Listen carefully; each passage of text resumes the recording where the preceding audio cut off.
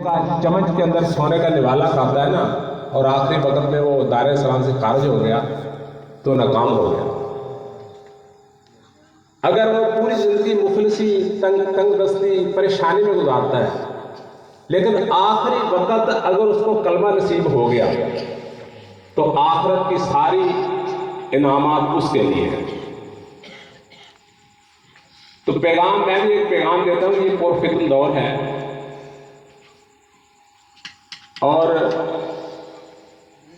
देखें कि इस वक्त जो पहचान है ना, पहचान वो खत्म हो गई। हमें पहचान नहीं है कि कौन अल्लाह का बंदा है और कौन पैसे का बंदा है। क्यों साहब?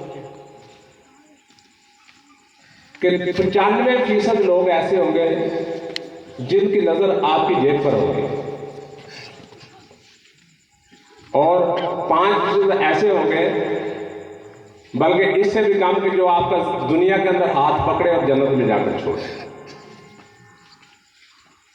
मेरे किबला, मेरे दादा मुश्ताक मामल औलिया पीर जुनूब बशर गौसे ज़मान ख्वाजा अकबर सरकार, आप इरशाद फरमाया करते थे, आप फरमाते मुर्शिद के 3 फर्ज हैं।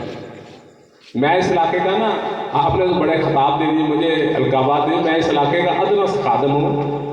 इलाके दफ्तर तंजीम हुर्रमत औलिया का मैं यानी यजमान के अंदर खादम हूँ।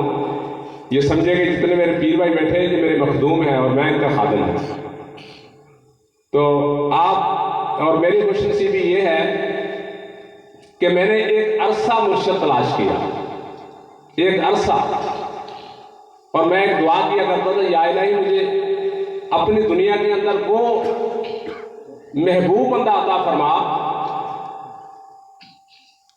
कि इस दौर के अंदर इसका सानी ना हो। और मुझे नहीं पता, मैं नहीं जानता, मेरे पास इल्म नहीं है, मेरे पास वो आंख नहीं है कि मैं उसको देख सकूं।